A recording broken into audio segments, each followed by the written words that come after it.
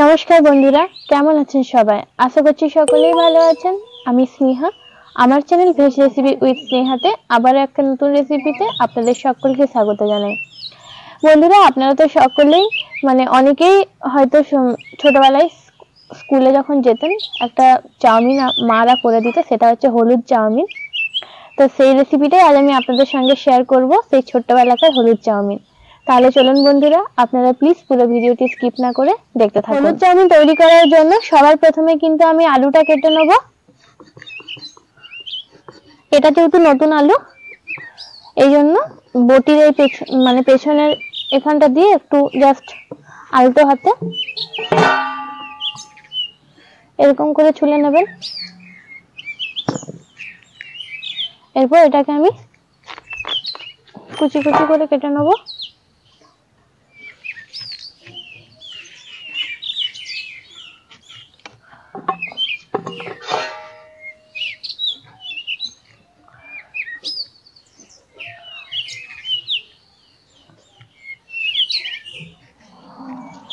বন্ধুরা, এরপর সবার প্রথমে আমি চাউমিনটা সেদ্ধ করে নেব। এর জন্য কড়াইতে দিয়ে দেবো বেশ কিছুটা পরিমাণে জল,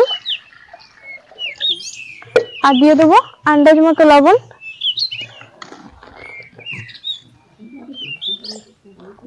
জলটা অল্প গরম হয়ে যাক, তারপর আমি চাউমিন গুলো ছেড়ে দেবো। বন্ধুরা দেখুন, এরপর জলটা গরম হয়ে গেছে, এরপর আমি চাউমিন গুলো ছেড়ে দেবো।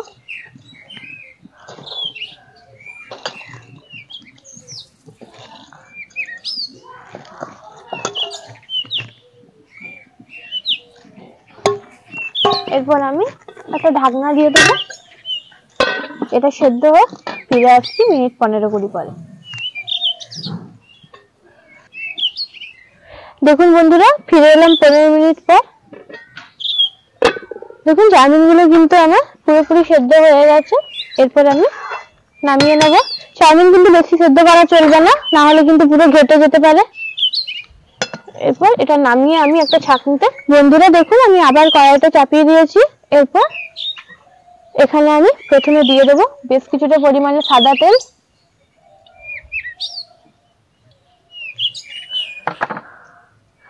তেলটা জাস্ট একটু গরম হয়ে যাক, এরপর আমি এখানে দুটো কাঁচা লঙ্কা একটু দুই ভাগে ভাগ করে দিয়ে দেবো। দেখুন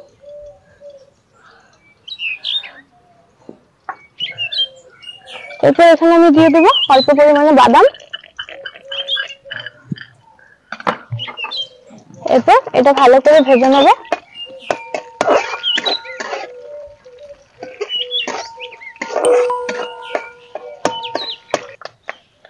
দেখুন বন্ধুরা, আমার বাদামটা কিন্তু ভাজা হয়ে গেছে। এরপর আমি এখানে দিয়ে দেবো আগে থেকে কেটে ধুয়ে রাখা আলুগুলো।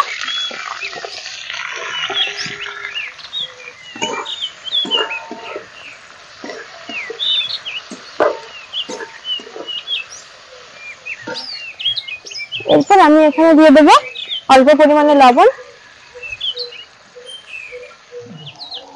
আর দেবো বেশ কিছুটা পরিমাণে হলুদের গুঁড়ো। এরপর এটা আরেকটু ভালো করে নাড়িয়ে ভেজে নেব।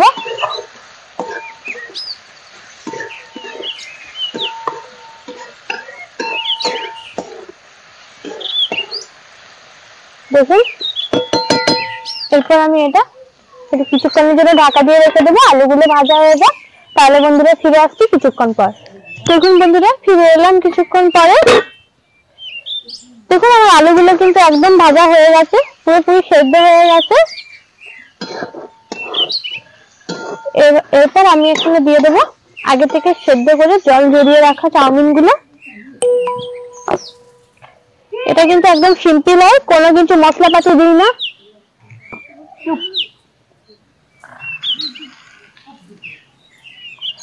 দেখুন বন্ধুরা, এরপরে আমি অল্প অল্প চাউমিনটা দিয়ে কিন্তু পুরোটা মিশিয়ে নেব। এখানে কিন্তু কোনো রকম মশলা ইউজ করবেন না, এটা একদম একটা সিম্পল রান্না, আর খেতে কিন্তু দুর্দান্ত ভালো হয়। একবার বাড়িতে অবশ্যই তৈরি করে দেখবেন।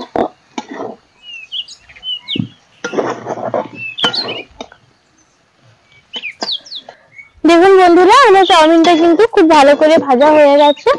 আমি পুরোপুরি ভাবে মিশিয়ে নিয়েছি। দেখুন কত সুন্দর ঝুরঝুরে হয়েছে। এরপর আমি এটা নামিয়ে নেব, আর এটা আমি বেশ কিছুক্ষণের জন্য ঠান্ডা হতে দেবো।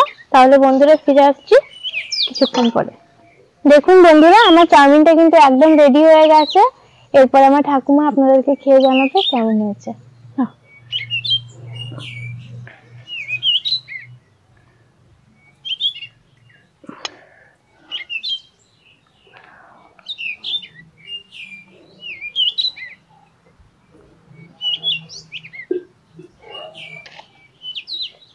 এটা সুন্দর হয়েছিল, আমি জানি না যেমন হয় বুঝলেন, অত সুন্দর। বন্ধুরা, আমি যেভাবে আপনাদেরকে করে দেখালাম এইভাবে একবার বাড়িতে ট্রাই করে দেখবেন, আশা করি আপনাদেরও খুব ভালো লাগবে। তাহলে বন্ধুরা আজকে এই পর্যন্তই, দেখা হচ্ছে পরবর্তী কোনো একটা রেসিপির সঙ্গে। ততক্ষণ পর্যন্ত ভালো থাকুন, সুস্থ থাকুন।